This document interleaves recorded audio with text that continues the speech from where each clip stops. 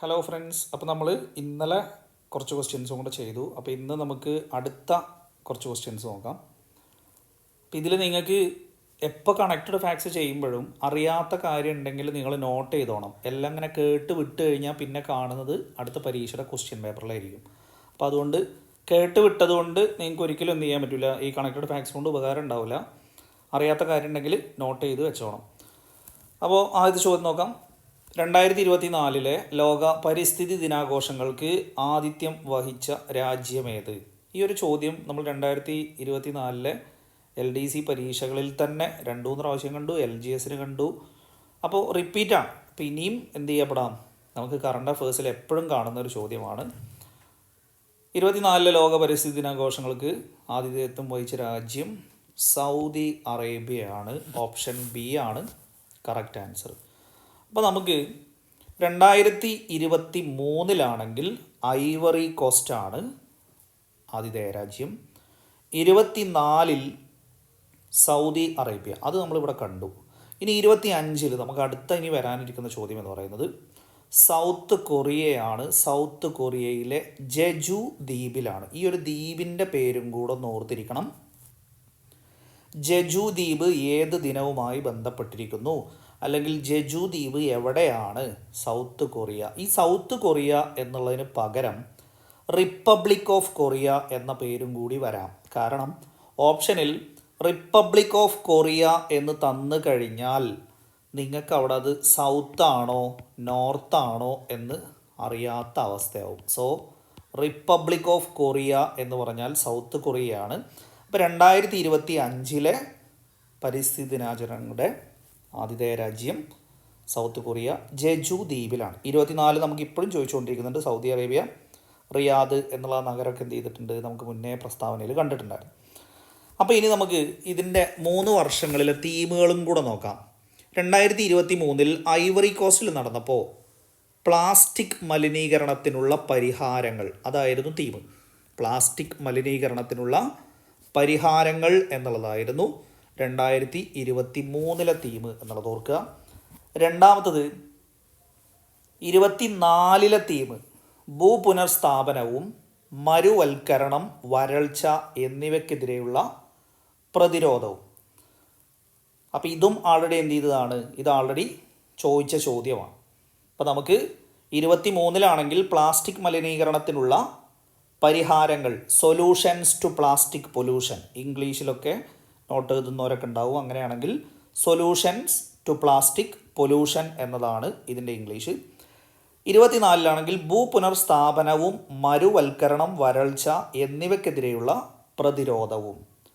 അപ്പോൾ അതിൻ്റെ ആണെങ്കിൽ നമുക്ക് ലാൻഡ് റീസ്റ്റോറേഷൻ, ഭൂമി പുനർസ്ഥാപനം എന്നുള്ളതിന് ഇംഗ്ലീഷ് വാക്കാണ് ലാൻഡ് റീസ്റ്റോറേഷൻ.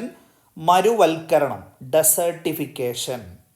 ഒപ്പം ഡ്രോട്ട്, വരൾച്ച. മരുവൽക്കരണം, വരൾച്ച എന്നിവയ്ക്കെതിരെയുള്ള പ്രതിരോധം, അതിന് റിസൈലൻസ് എന്നുള്ള വാക്കാണ്. അപ്പോൾ ഡെസേർട്ടിഫിക്കേഷൻ ആൻഡ് ഡ്രോട്ട്, റിസൈലൻസ് എന്നാണ് മരുവൽക്കരണം, വരൾച്ച എന്നിവയ്ക്കെതിരെയുള്ള പ്രതിരോധം. So solution to plastic pollution 24 land restoration, desertification and drought, resilience. ഭൂപുനർസ്ഥാപനവും മരുവൽക്കരണം, വരൾച്ച എന്നിവയ്ക്കെതിരെയുള്ള പ്രതിരോധവും. 25 പ്ലാസ്റ്റിക് മലിനീകരണം അവസാനിപ്പിക്കുക, എൻഡിങ് പ്ലാസ്റ്റിക് പൊല്യൂഷൻ. 2025 ഏതാണ് നമുക്കിനി വരാനുള്ള ക്വസ്റ്റ്യൻ പേപ്പറുകളിൽ കാണാനുള്ളത്? സൗത്ത് കൊറിയയിലെ ജെജു ദ്വീപിലാണ്. അതിൻ്റെ തീം എന്ന് പറയുന്നത് പ്ലാസ്റ്റിക് മലിനീകരണം അവസാനിപ്പിക്കുക, എൻഡിങ് പ്ലാസ്റ്റിക് പൊല്യൂഷൻ. സോ ഇത്രയാണ് നമുക്കവിടെ ആ ഒരു പരിസ്ഥിതി ദിനാഘോഷങ്ങൾക്ക് ആതിഥേയത്വം വഹിച്ച രാജ്യം എന്ന സൗദി അറേബ്യയുമായിട്ട് കണക്റ്റഡ് ഫാക്ട്സ് നോക്കാനുള്ളത്. അടുത്ത ചോദ്യത്തിലേക്ക് പോവാം. ഇന്ത്യയിലെ ഹരിത വിപ്ലവത്തിൻ്റെ ഭാഗമല്ലാത്ത പ്രസ്താവന ഏത്?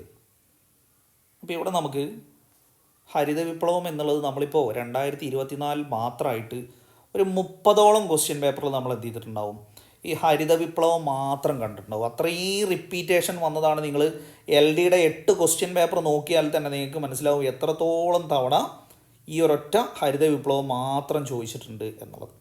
സോ ഇവിടെ നമുക്ക് നോക്കാം. ആധുനിക സാങ്കേതിക വിദ്യ ഉപയോഗിച്ച് കാർഷികോൽപാദനത്തിൽ വൻ വർധനവ് സൃഷ്ടിച്ചു.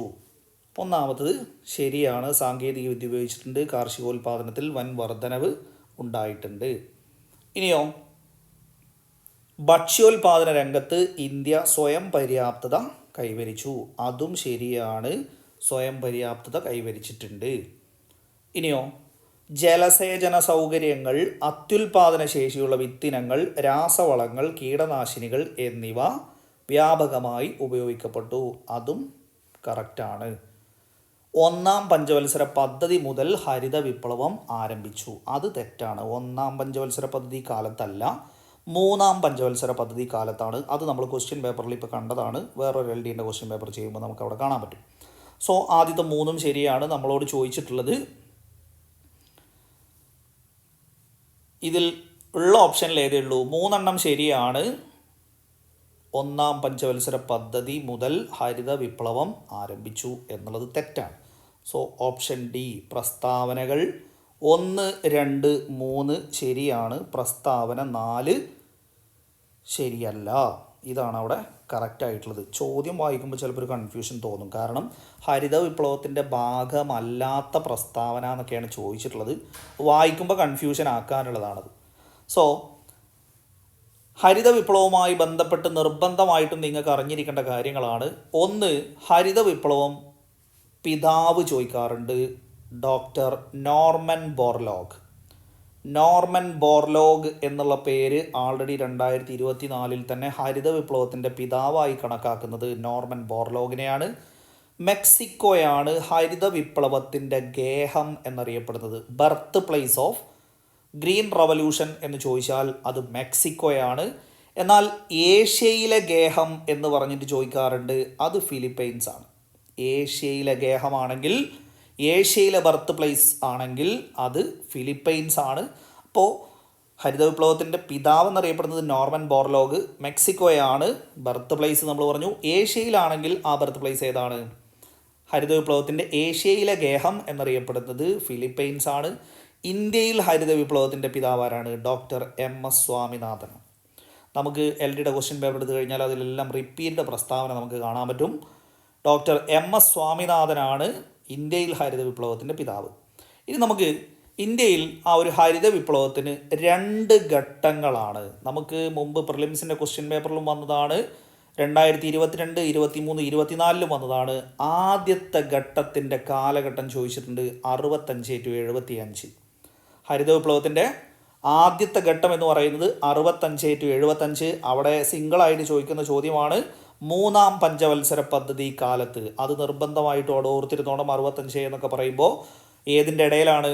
61 to 66 എന്ന് പറയുന്ന മൂന്നാം പഞ്ചവത്സര പദ്ധതി കാലത്താണ്.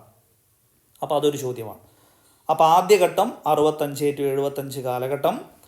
ഇനിയോ, ഈ പറയുന്ന കാലഘട്ടത്തിൽ ഗോതമ്പ് ഉൽപാദനത്തിലാണ് വർധനവുണ്ടായത്. അതുകൊണ്ട് തന്നെ എന്ത് വിളിക്കുന്നു? ആദ്യഘട്ടത്തെ ഗോതമ്പ് വിപ്ലവം എന്നുകൂടി വിളിക്കുന്നു. 2024 ക്വസ്റ്റ്യൻ പേപ്പേഴ്സ് നോക്കുമ്പോൾ അതിലൊരു പ്രസ്താവന ഏതുണ്ട്? ഹരിത വിപ്ലവം ഗോതമ്പ് വിപ്ലവം എന്നറിയപ്പെടുന്നു എന്നൊരു പ്രസ്താവന വന്നിട്ടുണ്ട്. സോ മൂന്നാം പഞ്ചവത്സര പദ്ധതി കാലം ആദ്യഘട്ടം 65 to 75 കാലഘട്ടം ഗോതമ്പ് വിപ്ലവം എന്ന് വിളിച്ചു ആദ്യഘട്ടത്തെ. രണ്ടാമത്തെ ഘട്ടം 75 to 85 കാലഘട്ടം. രണ്ടാമത്തേത് 75 to 85 കാലഘട്ടം എന്നുള്ളത് ഓർക്കുക. അപ്പോൾ കാലഘട്ടവുമായി ബന്ധപ്പെട്ടതും പഞ്ചവത്സര പദ്ധതി അവിടെ ക്ലിയർ ആയെന്ന് വിചാരിക്കുന്നു. ഇനി നമുക്ക് സ്ഥിരം പ്രസ്താവന ചോദ്യങ്ങളിൽ കാണുന്നതെന്ന് പറയുന്നത് ഹരിത വിപ്ലവത്തിൻ്റെ പ്രത്യേകതകളാണ്. അപ്പോൾ നിങ്ങൾ LDയുടെ ക്വസ്റ്റ്യൻ പേപ്പർ 8 നോക്കിയിട്ടുണ്ടെങ്കിൽ ആ 8ലും കാണാവുന്ന പ്രസ്താവനകൾ ഏറ്റവും കൂടുതൽ ഈ ഭാഗത്തു നിന്നായിരിക്കും വന്നിട്ടുണ്ടാവുക.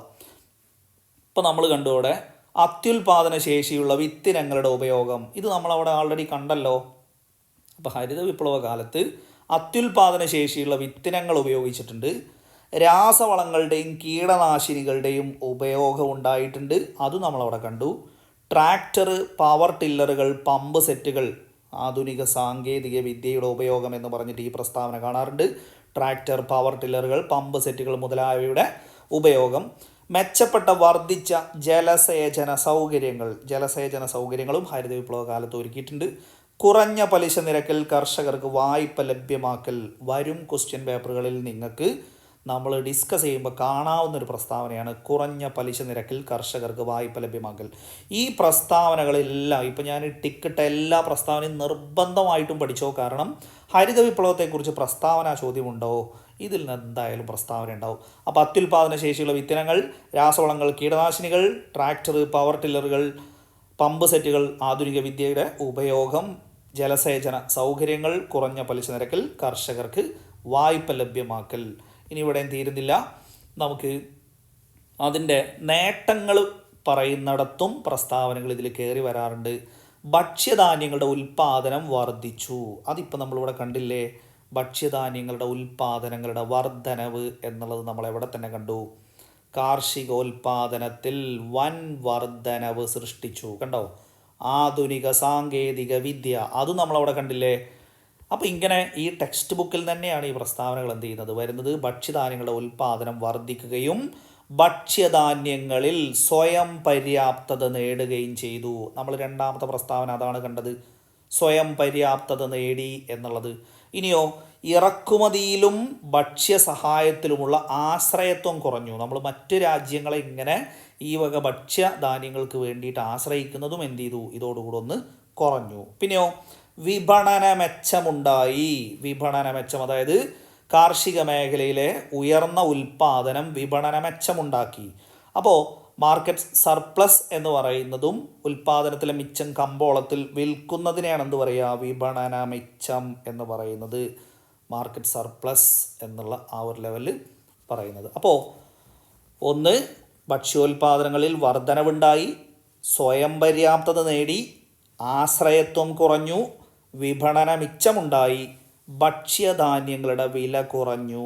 അതായത് നമ്മളിവിടെ നന്നായിട്ട് ഉൽപ്പാദിപ്പിച്ചപ്പോൾ എന്ത് ചെയ്തു, ഭക്ഷ്യധാന്യങ്ങളുടെ വില കുറഞ്ഞു. പിന്നെയോ, ഭക്ഷ്യ ദൗർലഭ്യം നേരിട്ടാൽ ഉപയോഗിക്കാനായിട്ട് കരുതൽ ശേഖരം സൂക്ഷിക്കാനും ഗവൺമെൻറ്റിന് കഴിഞ്ഞു. നമ്മൾ സാധാരണ ഒരുപാട് പൈസ ഉണ്ടാകുമ്പോൾ കുറച്ചെടുത്ത് വെക്കൂലേ, പിന്നെ കുടുങ്ങുമ്പോൾ ഉപയോഗിക്കാമെന്ന് പറഞ്ഞിട്ട് അങ്ങനെ എന്ത് ചെയ്യാൻ തുടങ്ങി, കരുതൽ ശേഖരം സൂക്ഷിക്കുവാനും ഗവൺമെൻറ്റിന് കഴിഞ്ഞു.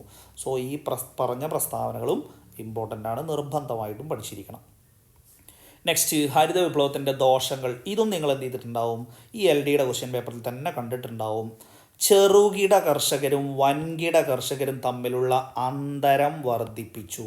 ഹരിത വിപ്ലവത്തിൻ്റെ ദോഷങ്ങളാണെങ്കിലും പരീക്ഷയ്ക്ക് ചോദിച്ചത് എങ്ങനെയാണ്, താഴെ കൊടുത്തിരിക്കുന്നതിൽ ഹരിത വിപ്ലവത്തെക്കുറിച്ച് ശരിയായ പ്രസ്താവന.